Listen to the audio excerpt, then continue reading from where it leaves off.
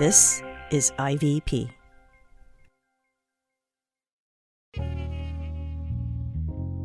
That's a lot. CT Creative Studio is a long title. Tell me about it.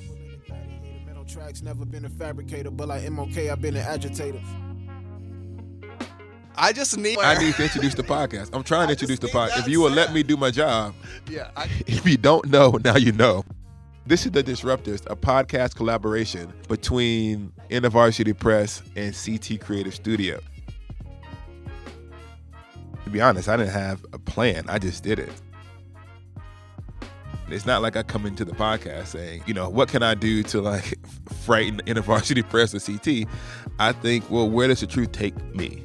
The Disruptors podcast is a conversation with people for whom the truth of the gospel or what they believe the gospel is calling them to let them into disruption. All of the people who are on the podcast, I don't know if any of them thought they were going to be disruptors. I think that they attempted to tell the truth, and that truth itself became disruptive. I guess it's not called the Deconstruction Podcast. It's the Disruptors Podcast. And a disruptor is someone who says things can't go on the way that they've been going on, but things can still go on.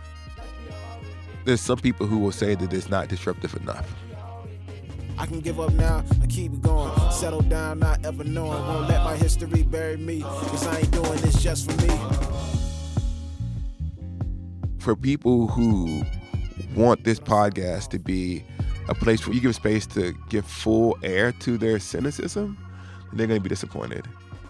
But also people who come to the podcast who want nothing but an apologetic, they're also going to be disappointed. There's this line by CeeLo Green, sometimes I feel like I'm just a disappointment to y'all. And I feel like the Disruptors podcast is going to disappoint a lot of people. So most people listening to this are probably going to end up either alienated or disappointed or both. Yes.